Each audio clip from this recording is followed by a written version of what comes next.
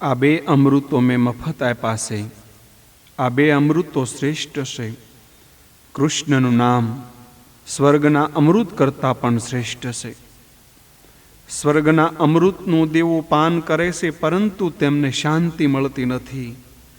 કથામૃત પાનથી વિષયો શાંત બને છે. નામામૃત અને કથામૃતનું પાન કર. તે વગર પૈસે મળે છે. જ્યારે જ્યારે મનમાં પાપ આવે, આંખમાં વિકાર આવે, ત્યારે ત્યારે આ બે અમૃતનું પાન કરો. બે પ્રકારના અમૃતનું, નામામૃત અને કથામૃતનું પાન કરો. વિષયો તમને નહીં પજવે. ભોગી મનુષ્ય કોઈ પણ દિવસ યોગી થઈ શકે નહીં. કલિકાલમાં મનુષ્ય ભોગી છે. તે યોગી થવા જશે તો તેને સફળતા જલ્દી મળતી નથી. તેથી તેઓને માટે નામામૃત અને કથામૃત એ સરળ છે. આ બે પ્રકારોના અમૃતનું પાન કરવાથી સંસાર સુખરૂપ લાગે છે. સંસાર બ્રહ્મરૂપ ભાસે છે. અજ્ઞાનીને સંસાર દુઃખરૂપ લાગે છે, કારણ કે તેની દ્રષ્ટિમાં વિકાર છે. જ્ઞાનીને સંસાર સુખરૂપ લાગે છે, કે કારણ તેની દ્રષ્ટિ બ્રહ્મમય થયેલી છે.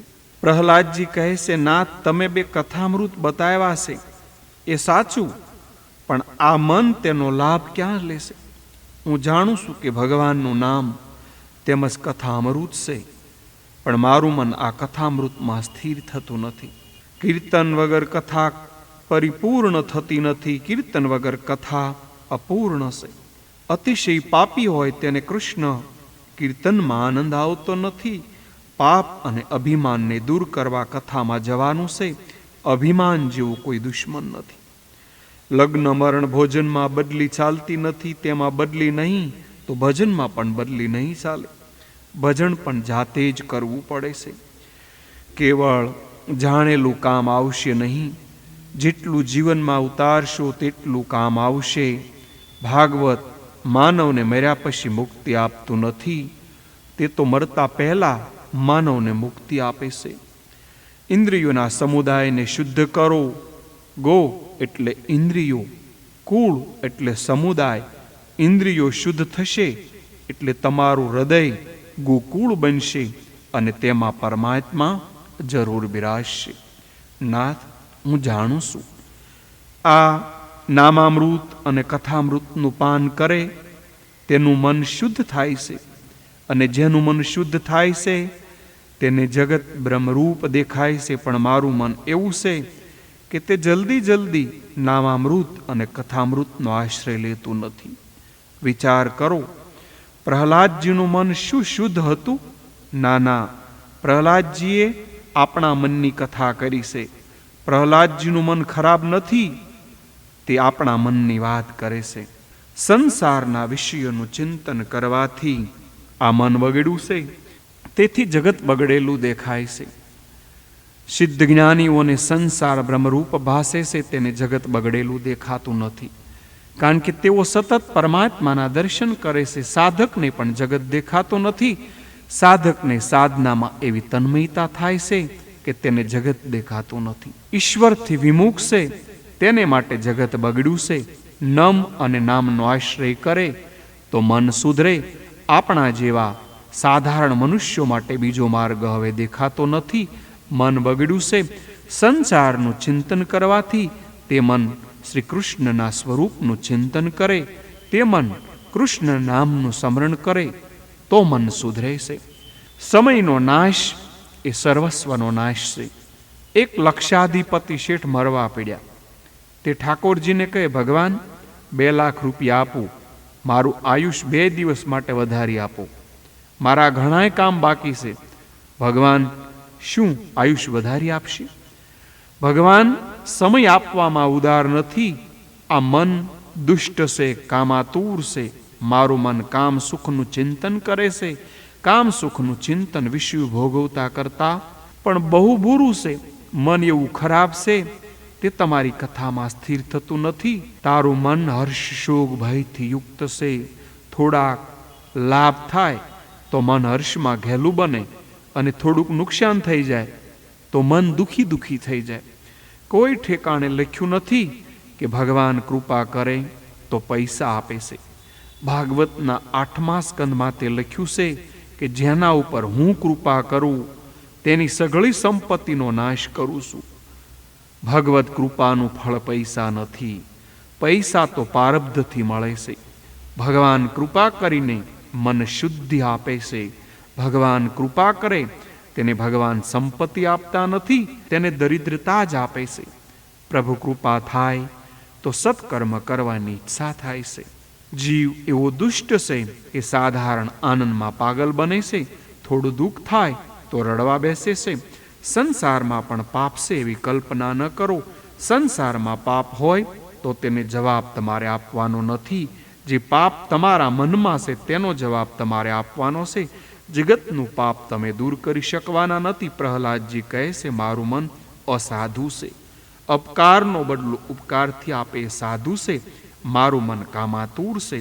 તમારી કથામાં, તમારા નામ સ્મરણમાં મન સ્થિર થતું નથી. હવે કૃપા કરીને હે નાથ, મારું મન આપ સુધારજો. જે ભગવત સેવાથી વિમુખ છે તેને જોવાથી મને દુઃખ થાય છે. સંસારમાં મોટે ભાગે બહુ પરિશ્રમ કરી લોકો દુઃખ ભોગવે છે. ભગવત સેવા સ્મરણમાં કરે તો સુખી સુખી થાય. નાથ, આ સંસારનું સુખ કેવું છે? સંસારનું સુખ દાદરને ખંજવાળવા જેવું છે. મૈથુન સુખ વગેરે ઇન્દ્રિયોના સ્પર્શથી થતા સુખો ખંજવાળથી જેવું સુખ મળે તેવા છે. ખૂંજલીના ખંજવાળો એટલે સુખ જેવું ભાસે છે. ખૂંજલીને ખંજવાળો એટલે સુખ જેવું ભાસે છે. પરંતુ નખના ઝેરથી દાદર વધે છે અને ત્રાસ આપે છે. આ સુખો તુચ્છ અને દુઃખમય છે.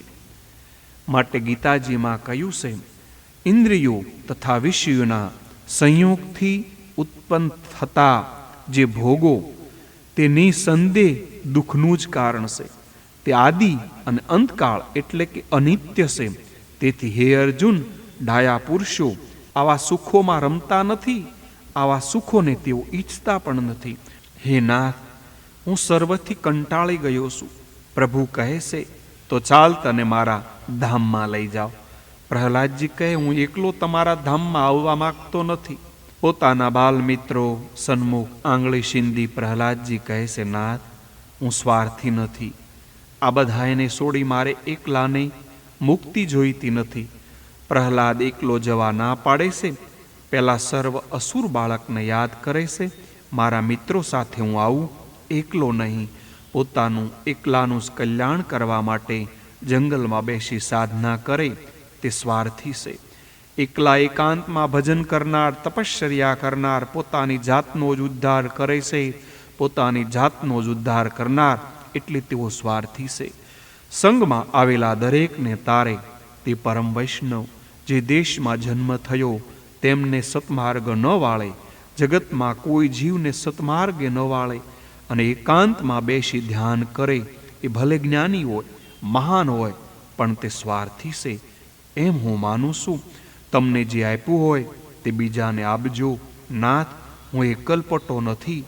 મારા મિત્રોને લઈને તમારા ધામમાં આવીશ. નાથ, હું આપની શી સ્તુતિ કરું? વેદો પણ તમારી સ્તુતિ કરી શકતા નથી. ત્યારે હું તો બાળક છું. અનન્ય ભક્તિના 6 સાધનો છે. પહેલી પ્રાર્થના, બીજું ભગવાનની શિવા પૂજા, ત્રીજું સ્તુતિ, ચોથું વંદના કરેલા પાપને યાદ કરી વંદના કરવાનું, પાંચમું સ્મરણ, પ્રભુનું સ્મરણ, વ્યવહારથી કાર્યો કરતી વખતે પણ પ્રભુનું સ્મરણ રાખવું, અને છઠ્ઠું કથા શ્રવણ. એ પછી કથા શ્રવણ કરજો. આ સાધનોથી પરમહંસની ગતિ મળે છે.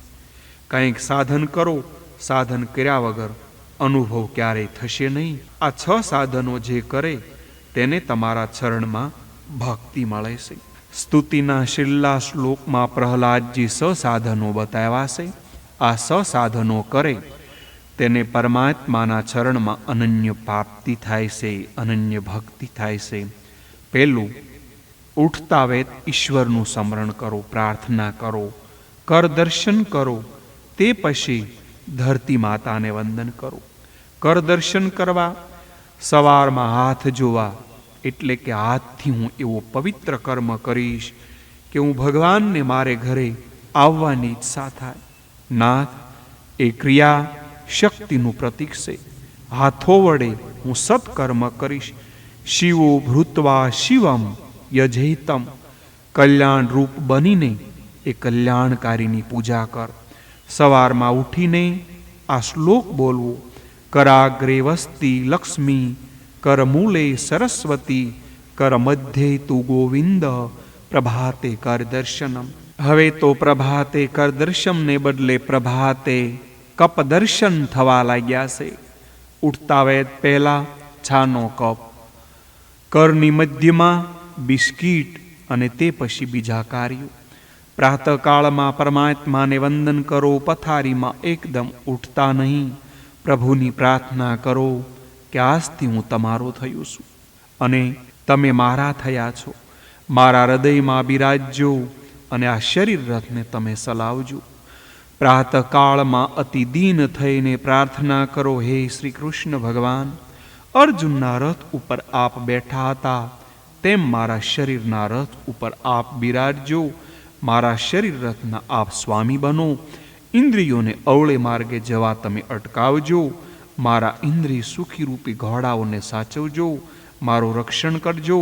શ્રી કૃષ્ણ તમારા શરીર રથને છારથી થાય તો રથ મુકામે પહોંચશે અને મન જો સારથી થશે તો રથને ખાડામાં નાખશે. ભગવાન જીવને તો કહેશે, તું મારો રથ મને સોંપી દઈશ તો તારા ઇન્દ્રિયો રૂપી ઘોડાઓને હું કાબૂમાં રાખીશ, સાચવીશ અને તને દિવ્યના દર્શન કરાવીશ, દિવ્ય માર્ગમાં લઈ જઈશ.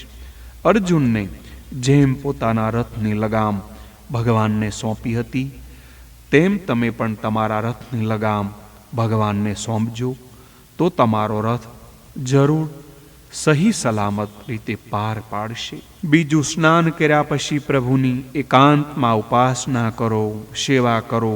સેવા પૂજામાં ખામી હોય તો સ્તુતિ કરો. ત્રીજું સાધન છે સ્તુતિ. સ્તુતિ કરજો. નાથ, અજામિલ જેવા પાપીનો ઉદ્ધાર કર્યો તો મારી સામે કેમ જોતા નથી? ચોથું, કીર્તન સ્તુતિ પછી એકાંતમાં બેસી પ્રભુ નામનું કીર્તન કરજો. તમારો વ્યવસાય કરતા પ્રભુનું સ્મરણ કાયમ રાખજો. પાંચમું, પ્રભુના લાડીલા સાસા સંતોના સંગ કરો અને તેમના મુખેથી કથા શ્રવણ કરો. બને તો રોજ કથા સાંભળો. કથા સાંભળવાનું ન બને તો રામાયણ, ભાગવત, સંત ચરિત્ર, ભક્ત ચરિત્રની કથા વાંચો. પ્રેમપૂર્વક તેનો પાઠ કરો. અને છઠ્ઠું, સમસ્ત કર્મોનું સમર્પણ. રાત્રે સૂતા પહેલા કરેલા કર્મોનો વિચાર કરો. મારા હાથે પ્રભુને ગમે તેવું કાર્ય થયું છે, તેવું કાર્ય ન થયું હોય એવું અંદરથી જવાબ આવે તો સમજવાનું જીવો નથી પણ મર્યો. અને જો કંઈ પાપ થયું હોય તો તેનું પ્રાયશ્ચિત કરો અને કરેલા કર્મોનું ફળ પ્રભુને અર્પણ કરો. આ 6 સાધન વિધિપૂર્વક કરે તો જીવન સુધરે છે, તેને અનન્ય ભક્તિ મળે છે. નયન સ્નેહાળ અને હૃદય વિશાળ, જેના એ ભગવાનને વહાલા લાગે છે. જીવની આદત એવી છે કે કોઈએ ઉપકાર કર્યો હોય તે ભૂલી જશે અને કોઈએ કરેલા અપકાર યાદ રાખશે. જીવ ધારે તે થતું નથી, ઈશ્વર જે ધારે તે થાય છે. ઈશ્વર પાસે કંઈ માગશો નહીં અને માગશો તો તે વેપાર જેવું ગણાશે. ઋષિ સ્વામી પ્રહલાદને વરદાન માગવા કહે છે, બેટા પ્રહલાદ, તું હવે વરદાન માગ. પ્રહલાદજી નિષ્કામ ભક્ત છે, તે કંઈ ભોગ વગેરે માગતા નથી. હે પ્રભુ, જે તમારી સેવા કરે અને બદલામાં ભોગ ભોગવે તો તે વાણિયો કહેવાય. ભગવાનની ભક્તિ ભગવાન માટે કરો, ભોગ માટે નહીં. ભગવાનની ભક્તિ ભોગ માટે નથી. ભોગ માટે ભક્તિ કરે તે ભક્તિ નથી અને મુક્ત પણ નથી, તે વાણિયો છે. વાણિયો એટલે જે થોડું આપી વધારેની અપેક્ષા રાખે તે. તમારા માટે ઠાકોરજીને કંઈ શ્રમ ન આપો. ઋષિ સ્વામી કહે છે, પ્રહલાદ, તારી કાંઈ ઈચ્છા નથી, પરંતુ મને રાજી કરવા માટે તું કંઈક માગ. પ્રહલાદજી કહે છે, નાથ, એવી કૃપા કરો કે સંસારનું કોઈ પણ સુખ ભોગવવાનો વિચાર પણ મારા મનમાં ન આવે. કોઈ પણ પ્રકારના ઇન્દ્રિયોના સુખ ભોગવવાની ઈચ્છા જ ન થાય એવું મને વરદાન આપો. મારા હૃદયમાં કોઈ દિવસ કોઈ કામનાનું બીજ અંકુરિત ન થાય. મારા હૃદયમાં કોઈ પણ કામનાઓનો અંકુર ન રહે એવું મને વરદાન આપો. પ્રહલાદે ભગવાન પાસે જે માગ્યું તે રોજ તમે પણ ભગવાન પાસે માગજો. કામસ્ય બોલ્યા નથી, કામા નામ બોલ્યા હશે.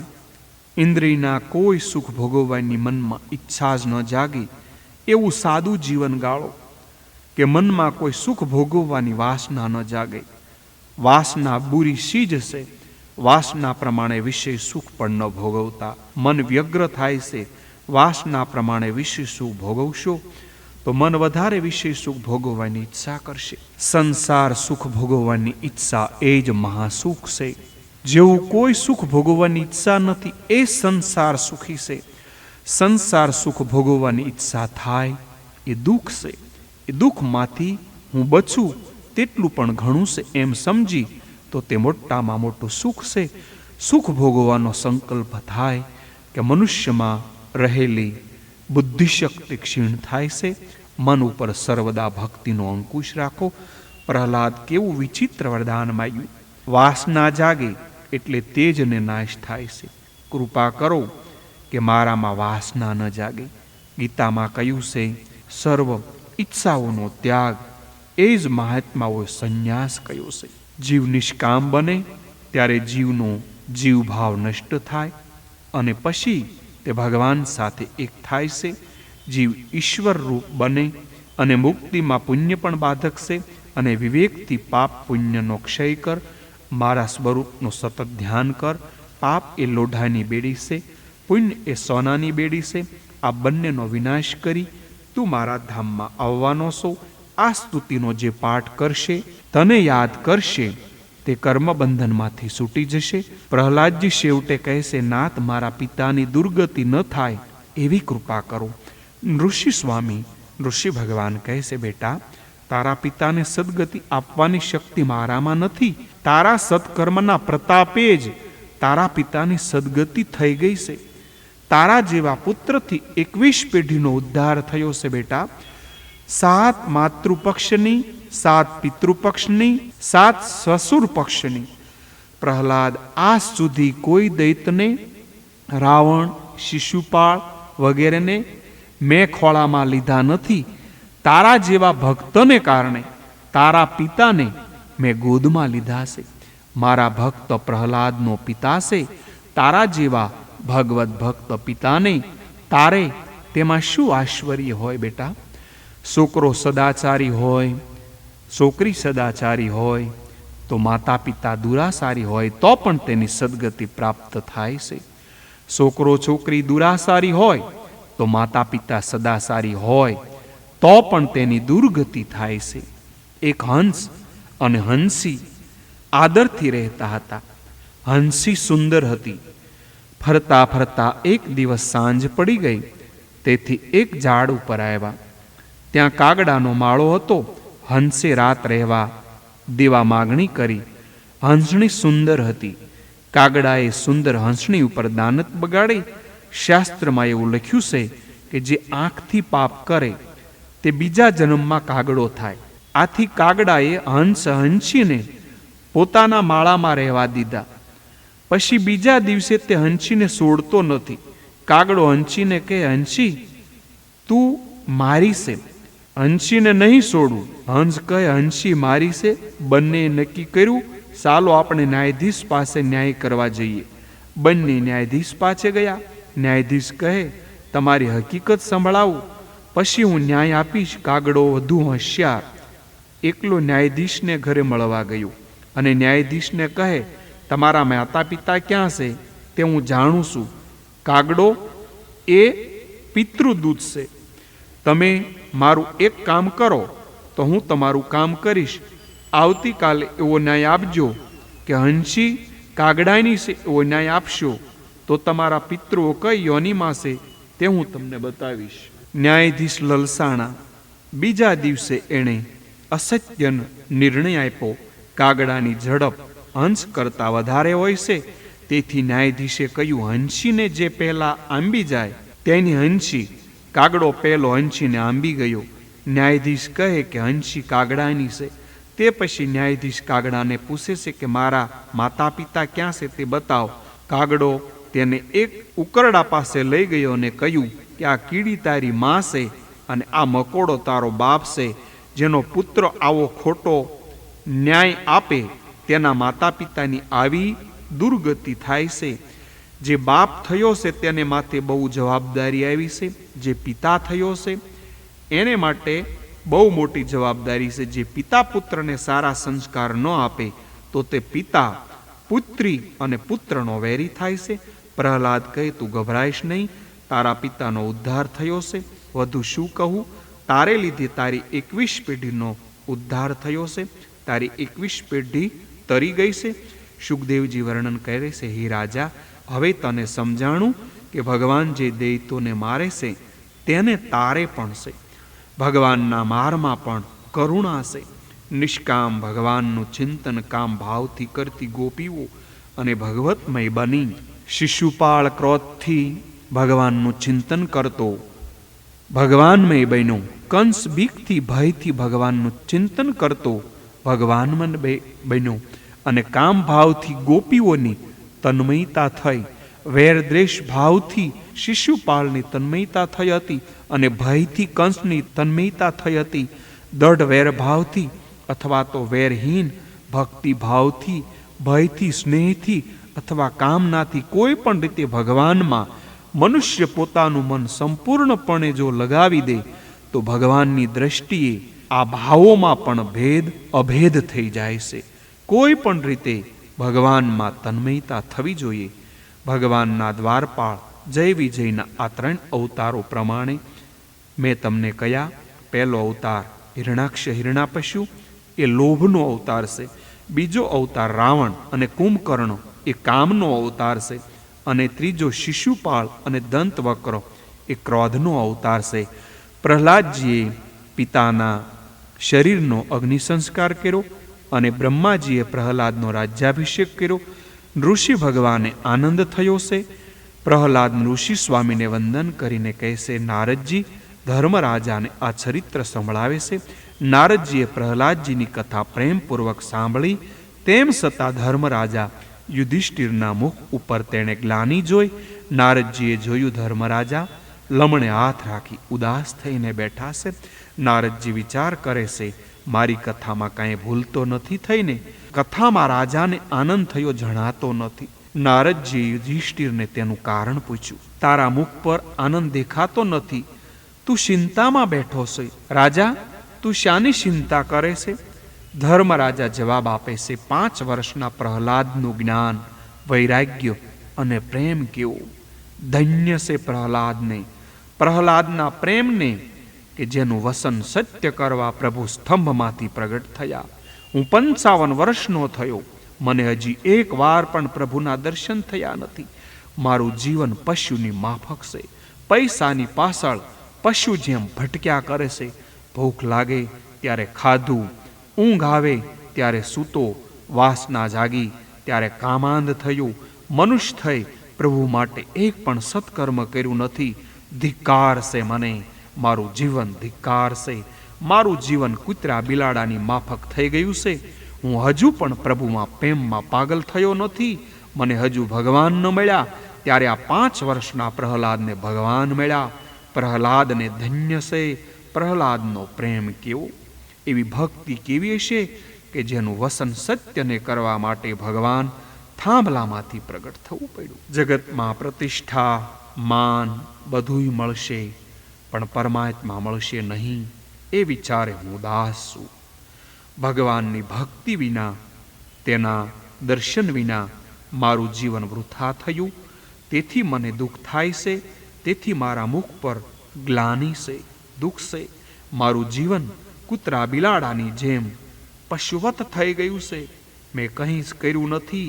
મને એક વાર પણ પ્રભુના દર્શન થયા નહીં. તેથી મને દુઃખ થાય છે. ધર્મરાજા વિચારે છે કે મેં ઘણું બધું કર્યું, જે કરવાનું હતું તે કર્યું નથી. ભગવાન માટે જે કાંઈ કરે તે જ મહાન છે. સુંદર શરીર હોય, નવી નવોટા સ્ત્રી હોય, મેરુ પર્વત જેટલું ધન હોય, ઘણી કીર્તિ ફેલાયેલી હોય, આ બધુંય હોય, છતાંય જો શ્રી હરિના ચરણમાં ચિત્ત ન છોટ્યું હોય તો આ બધામાંથી શું, આ સર્વથી શું વળ્યું, કે જેથી શું મળ્યું, શું વળ્યું? કાંઈ જ નહીં. આ બધું જ નકામું છે. જગતની પ્રતિષ્ઠા, પૈસા કે વિદ્વત્તા અંતકાળમાં બિલકુલ ઉપયોગમાં આવશે નહીં. જે વિદ્યા અંતકાળે કામમાં ન આવે તે વિદ્યા પણ શું કામની. એક વખત એક નાવડીમાં સુરક્ષિત મુસાફરો મુસાફરી કરી રહ્યા હતા. તેઓ હોડી હાંકનાર માછીને પૂછે છે, તમે કેટલું ભણ્યા છો? માછી કહે, ભણતર કેવું, અમે તો હોડી ચલાવીએ. સુધારકો સવાલ પૂછે છે, તું ઇતિહાસ જાણે છે? ઇંગ્લેન્ડમાં એવોર્ડો કેટલા થયા તે તને ખબર છે? માછી કહે, હું ઇતિહાસ કાંઈ જાણતો નથી. પંડિતો માછીને કહે, તારી 5 જિંદગી નકામી ગઈ. પંડિતો ફરીથી સવાલ પૂછે છે, તને ભૂગોળનું જ્ઞાન છે? લંડન શહેરની વસ્તી કેટલી છે? માછીમાર કહે, મને ભૂગોળનું જ્ઞાન નથી. એટલે પંડિત કહે, તારી અડધી જિંદગી નકામી ગઈ. ફરીથી પંડિત પૂછે છે, તને સાહિત્યનું જ્ઞાન છે? શેક્સપિયરના નાટકો વાંચ્યા છે? માછી ના પાડે છે. એટલે પંડિતો માછીને કહે, તારી પોણી જિંદગી અળે ગઈ. એટલામાં સમુદ્રમાં તોફાન શરૂ થઈ ગયું અને નાવડી ડોલવા લાગી. માછીએ પંડિતોને પૂછ્યું, હવે આ નાવ ડૂબી જાય એમ લાગે છે, તમને બધાને તરતા આવડે છે? પંડિતો કહે, તરતા તો અમને આવડતું નથી. માછી પંડિતોને કહે, ત્યારે મારી તો પોણી જિંદગી અળે ગઈ, પણ તમારી સર્વેની આખી જિંદગી હમણાં પાણીમાં જશે અને એળે જશે. પછી નાવ તોફાનમાં ઊંધી વળી ગઈ અને માછી તરીને બહાર નીકળી ગયો. અને પંડિતો સર્વ રામકૃષ્ણ પરમહંસ આ દ્રષ્ટાંત વારંવાર આપતા. સંસાર એ પણ સમુદ્ર છે, એન કેન પ્રકારે આ ભવસાગર તરવા માટે, આ માટે સંસાર આપ્યો છે એ બતાવે છે. એ વિદ્યા સાચી ભવસાગરને તરવા માટે. ભગવાનનું ભજન એ સાચી વિદ્યા છે. એને શીખવા કેવળ સાંસારિક વિદ્યાના પંડિતો બનીને જે અભિમાન કરે છે તે ડૂબે છે. જે વિદ્યા અંતકાળમાં પરમાત્માના દર્શન ન કરાવે તે સર્વ વિદ્યા એ વિદ્યા નથી, અવિદ્યા છે. ધર્મરાજાની સભામાં દ્વારકાનાથ પોતે બિરાજમાન હતા, પરંતુ સંયોગમાં દોષ દર્શન અને વિયોગના ગુણ દર્શન એ જીવનો સ્વભાવ છે. દ્વારકાનાથે પોતે સભામાં હતા, પણ તેમના સ્વરૂપને ધર્મરાજા હજુ જાણતા ન હતા. ઠાકોરજીને પોતાના સ્વરૂપને છુપાવવાની ઈચ્છા છે. કૃષ્ણ ભગવાન કહે છે કે હું માખણ ચોર છું, જેના મનમાં હું ચોરી કરું છું તે જ મને ઓળખી શકે છે. કૃષ્ણને ગુપ્ત રહેવાની ઈચ્છા રહે છે, પરમાત્માને ગુપ્ત રહેવાની ઈચ્છા હોય છે, જીવને જાહેર કરવાની ઈચ્છા હોય છે. ઈશ્વરે ગુલાબનું ફૂલ, કેરી વગેરે અસંખ્ય ચીજ બતાવી છે, પણ કોઈ ઉપર તેને પોતાનું નામ લખ્યું નથી. મનુષ્ય મકાન ઉપર, વીંટી ઉપર, શરીર ઉપર પણ નામ લખાવે છે. શરીર ઉપર નામ લખાવવાની શી જરૂર છે? કોણ તારો કાકો તને લઈ જવાનો હતો? મકાન ઉપર લખે છે મગન નિવાસ. આ મગનભાઈ કેટલા દિવસ જીવવાનો? મકાન ઉપર નામ લખો તો શ્રી કૃષ્ણ નિવાસ, રામ નિવાસ, ઠાકોરજીના નામ લખજો, બાકી કોઈના નામ લખશો નહીં.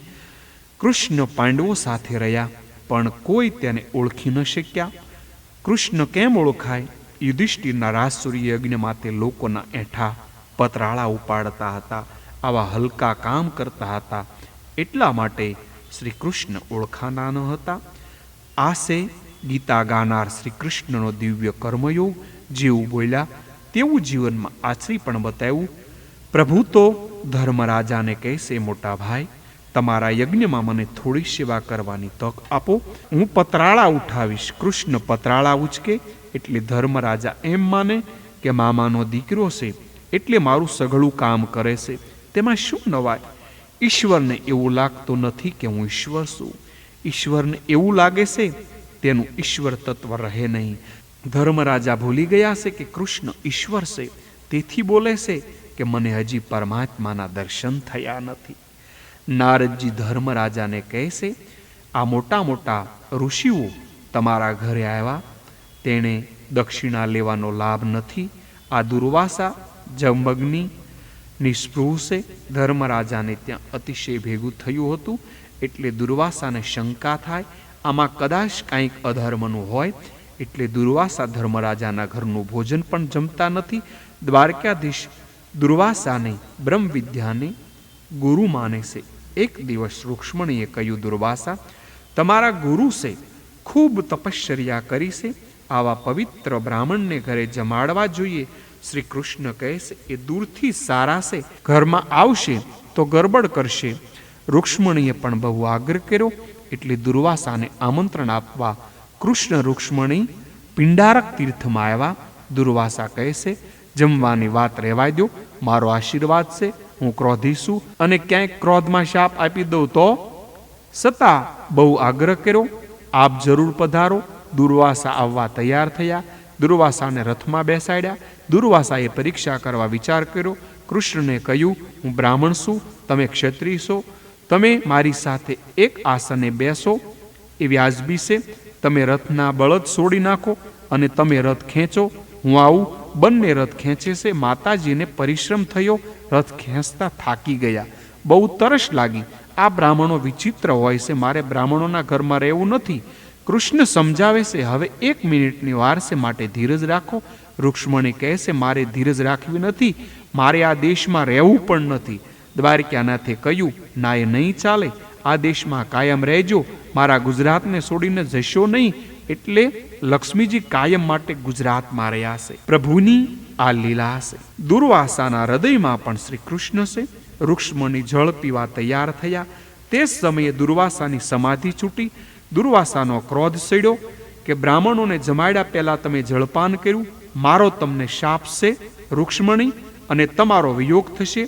દુર્વાસાએ શાપ આપ્યો, તો પણ કૃષ્ણે કહ્યું, શાપ માથે ચડાવીશ, પણ તમે મારા ઘરે પધારો. દુર્વાસાને થયું, મેં શાપ આપીને ભૂલ કરી. દુર્વાસાએ કહ્યું છે, 12 વર્ષ પછી હું આવીશ અને તમારું લગ્ન કરાવીશ. નારદજી ધર્મરાજાને કહે છે, એવા આ ઋષિઓ તારે ત્યાં ખાવા આવ્યા નથી, તારી પાસે કંઈક માગવા આવ્યા નથી. રાજા, આ ઋષિઓ તારું લેવા આવ્યા નથી, તેઓ તો પરબ્રહ્મ પરમાત્માના દર્શન કરવા માટે તારે ત્યાં આવ્યા છે. ઋષિઓ ચિંતન કરે છે, પણ પરમાત્માનું સ્વરૂપ ધ્યાનમાં આવતું નથી, તેથી પરમાત્માના દર્શન કરવા તેઓ તારા યજ્ઞમાં આવ્યા છે. પ્રભુના દર્શનના લોભથી તેઓ આવ્યા છે. રાજા પ્રહલાદ કરતા પણ તું વધારે ભાગ્યશાળી છો. પરમાત્મા તારા સંબંધી થઈને આવ્યા છે અને ત્યારે ત્યાં રહેશે. તારા ઘરમાં ભગવાન બિરાજાશે, આપણા ઘરમાં પણ ભગવાન છે. પણ નારદજી જેવા સંત આંખ આપે તો ભગવાનના આપણને જરૂર દર્શન થાય છે. રાજા, તું ભાગ્યશાળી છો, પરમાત્મા તારી સભામાં છે. તે સાંભળી ધર્મરાજા સભામાં ચારે તરફ જોવા લાગ્યા, પણ તેને ક્યાંય પરમાત્મા દેખાણા નથી. ધર્મરાજા બધે જુએ છે, પણ ભગવાનના દર્શન થયા નહીં. પરમાત્માને ધર્મરાજા પણ ઓળખી શક્યા નથી. દ્વારકાનાથ તરફ નજર જાય તો લાગે છે કે મારા મામાનો દીકરો છે. ધર્મરાજા કૃષ્ણને મામાના દીકરા જ માનતા હતા. કૃષ્ણ વિચારે છે કે નારદ હવે ચૂપ રહે તો સારું, નહીતર નારદ આજ મને જાહેર કરશે. તેઓ નારદને કહે છે, નારદ, તું મને જાહેર કરીશ નહીં, તારી કથા તું પૂરી કર. નારદ કહેવા લાગ્યા, આ સભામાં જગતને ઉત્પન્ન કરનાર બેઠા છે. બ્રહ્માજીને આશા થઈ, મને જાહેર કરશે, મને પ્રતિષ્ઠા મળશે. ઈશ્વર જીવને અપનાવે તો જીવ ઈશ્વર બને છે. રાજા જગતને ઉત્પન્ન કરનાર અને બ્રહ્મના પણ પિતા આ સભામાં છે.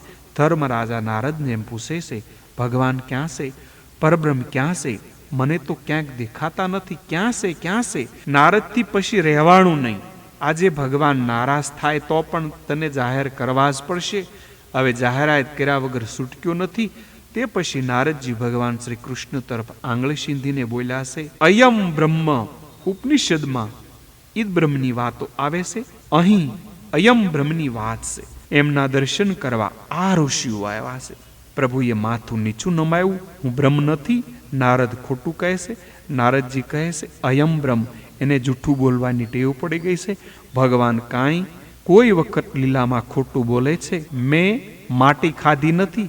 આ બધું જૂઠું કહે છે. અનેક વાર આત્માનુભૂતિ થાય પણ દ્રઢતા આવી નથી. દ્રઢતા ગુરુ કૃપાથી આવે છે. ધર્મરાજાને નારદજીએ પરમાત્માનું દર્શન કરાવ્યું છે. ધર્મરાજાને પણ નારાયણના દર્શન થયા. અને સઘળી હકીકત સમજાવી છે. હવે મિશ્ર વાસનાનું પ્રકરણ શરૂ થાય છે. 7મા સ્કંધમાં 11 અધ્યાયથી 15 અધ્યાય સુધી મિશ્ર વાસના બતાવી છે. મનુષ્યની મિશ્ર વાસના છે હું ભોગવીશ અને વધે તો બીજાને આપીશ, તે મિશ્ર વાસના. સંતની વાસના અને રાક્ષસની અસદ વાસના. દુર્જન કહે તો ગમતું નથી અને વૈષ્ણવ કહે જીવન નથી. અતિ સુંદર પ્રહલાદ ચરિત્ર સાંભળ્યા પછી ધર્મરાજા નારદજીને પ્રશ્ન કરે છે, મનુષ્યનો ધર્મ સમજાવું. 11થી 15 આ 5 અધ્યાયમાં ધર્મની કથા છે. પહેલા 4 અધ્યાયમાં સાધારણ ધર્મ, 5મા 15મા અધ્યાયમાં વિશિષ્ટ ધર્મ બતાવ્યા. મનુષ્યનો સાચો મિત્ર ધર્મ શું? કોઈ પણ સાથ ન આપે ત્યારે ધર્મ સાથ આપે છે. કદાચ પૈસાનો નાશ થાય તો થવા દેજો, ધર્મનો નાશ ન થવા દેતા. મનુષ્ય માને છે કે સર્વ સુખનું સાધન ધન છે, પણ આ બધું અજ્ઞાન છે. સર્વ સુખનું સાધન ધન નથી, પણ ધર્મ છે. માનવ સૃષ્ટિનું સંચાલન કરવા ભગવાને જે કાયદા બનાવ્યા તે ધર્મ છે. આજના બનાવેલા કાયદામાં ફેરફાર કરવા પડ્યા છે, કારણ કે કાયદા બનાવનાર વિલાસી જીવો છે. પ્રથમ 30 સાધારણ ધર્મનું વર્ણન કરવામાં આવ્યું. સાધારણ ધર્મ એટલે સર્વનો ધર્મ, સર્વએ પાળવાનો ધર્મ, મનુષ્ય માત્રનો ધર્મ. નારદજી કહે છે આ ધર્મની કથા મોટી છે. મેં નારાયણના મુખેથી આ કથા સાંભળી છે. ધર્મના 30 લક્ષણો બતાવ્યા. પહેલા ધર્મ સત્ય છે અને છેલ્લો ધર્મ છે આત્મસમર્પણ. ધર્મની કથાની શરૂઆત સત્યથી કરી અને સમાપ્તિ કરી છે આત્મસમર્પણથી. સત્ય એ ઈશ્વરનું સ્વરૂપ છે. ધર્મની ગતિ સૂક્ષ્મ છે. અસત્ય જેવું પાપ નથી. સત્ય એ સાધન છે. સત્ય દ્વારા સત્યનારાયણમાં લીન થવું છે. પોતાની પત્નીનો વિક્રય કરી હરિશ્ચંદ્ર સત્ય પાળ્યું હતું. સત્યમાં દ્રઢ રાખો. યથાર્થનું નામ સત્ય છે. મહાભારતમાં સત્યની વ્યાખ્યા જુદી કરેલી છે. સર્વનું કલ્યાણ થાય એવું વિવેકથી બોલવું એ જ સત્ય છે. વિવેકથી સર્વનું કલ્યાણ થાય તેવું બોલવું. અપમાનનું દુઃખ મનુષ્યને ત્યારે લાગે છે કે જ્યારે તે અભિમાનમાં હોય છે. જીવ દીન થઈ ઈશ્વરના ચરણમાં રહે તો અપમાનની અસર તેના ઉપર કોઈ દિવસ થતી નથી. સહન શક્તિનું નામ છે તિતિક્ષા. પહેલું અહિંસા. કાયા વાણી મનથી કોઈને દુભોવા નહીં, તે અહિંસા. જેના સંગથી સ્વભાવ બદલે તે સંત છે. ઋષિ મુનિઓ આશ્રમમાં પશુઓ હિંસક સ્વભાવ છોડી શાંતિથી બેઠા હતા. પછી બ્રહ્મચર્ય, ત્યાગ, સ્વાધ્યાય, આર્જવમ, સંતોષ, સમદ્રષ્ટિ, મૌન, આત્મચિંતન, પંચમહાભૂતોમાં ઈશ્વરની ભાવના કરવી એ સર્વના ધર્મ છે.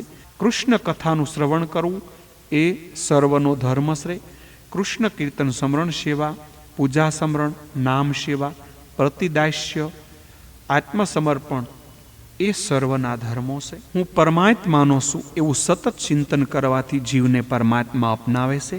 સતત યાદ રાખજો, ભગવાન એક ક્ષણ મારાથી દૂર જતા નથી.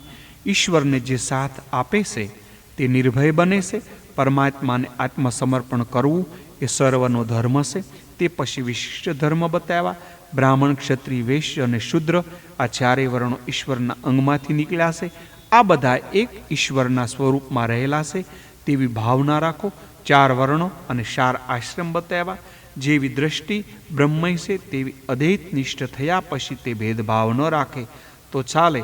શાસ્ત્રમાં હરિજનની ક્યાંય નિંદા કરી નથી, પણ સર્વ પોતપોતાના ધર્મ પાળે. બ્રાહ્મણના 6 ધર્મો બતાવ્યા. અધ્યયન, અધ્યાપાન, દાન લેવું, દાન આપવું, યજ્ઞ કરવો અને યજ્ઞ કરાવવો. ક્ષત્રિયોએ પ્રજાનું રક્ષણ કરવું. વૈશ્યોએ ગૌરક્ષા, કૃષિ અને વ્યાપાર દ્વારા પોતાના આજીવિકા ચલાવી. અને શૂદ્રોએ આ 3 વર્ગોની સેવા કરવી. તે પછી સ્ત્રીઓના ધર્મોનું વર્ણન કર્યું. સ્ત્રી પતિમાં ઈશ્વરનો ભાવ રાખે. સ્ત્રીને મુક્તિ જલ્દી મળી જાય છે. સ્ત્રીનું હૃદય લાગણીશીલ, પ્રધાન અને આર્દ હોય છે. તે શ્રી કૃષ્ણ પ્રેમમાં જલ્દી પીગળે છે. સ્ત્રી પતિના ઈશ્વરની ભાવના રાખે.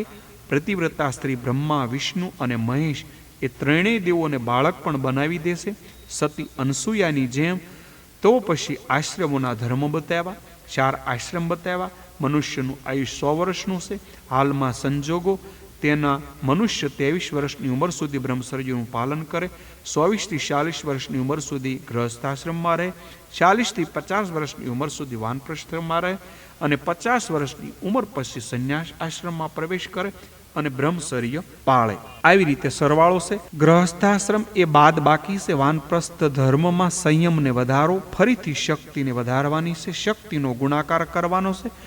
અને સંન્યાસ આશ્રમ એટલે ભાંગાકાર નૈષ્ટિક બ્રહ્મચારી કાયમને માટે બ્રહ્મચર્યનું પાલન કરવું. મહાપ્રભુજીએ ગૃહસ્થાશ્રમમાં પ્રવેશ કરી પછી સંન્યાસ લીધો છે. વેદમાં 2 પ્રકારના કર્મો છે. પ્રવૃત્તિ કર્મથી મનુષ્ય સંસારમાં પાછા ફરે છે અને નિવૃત્તિ કર્મથી મોક્ષ મેળવે છે.